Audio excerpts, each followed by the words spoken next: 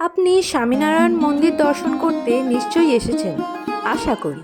দক্ষিণ চব্বিশ পরগনার ডায়মন্ড হারবার রোডের পাশে এই মন্দিরটি পৈলান মন্দির অথবা জোকা মন্দির নামেও পরিচিত। চলে এলাম এই হিন্দু মন্দিরটি দর্শন করতে।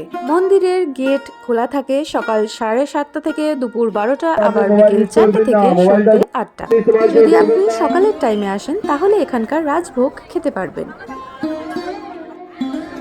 এই মন্দির সম্বন্ধে যেটুকু জানলাম, 2014 সালে এই মন্দির দর্শকদের জন্য খোলা হয়। মন্দির স্থাপনের ইতিহাস অনুসারে ভগবান স্বামীনারায়ণ এই পথে গঙ্গাসাগর দর্শন করতে গিয়েছিলেন।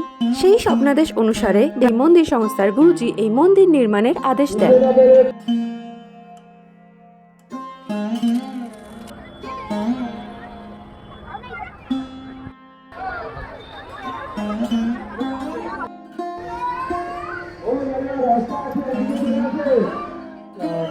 আমি গিয়েছিলাম বিকেল বেলায়, কারণ সন্ধ্যাবেলায় মন্দিরের সৌন্দর্য একটু অন্যরকম।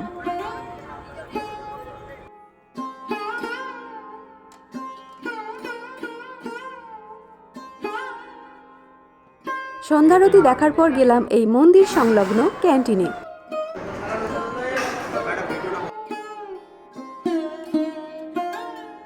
Food is here finally after a long queue.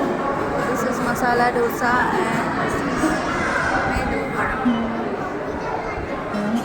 জমিয়ে খাওয়া দাওয়া সেরে প্রসাদ কিনে ফিরলাম বাড়ি।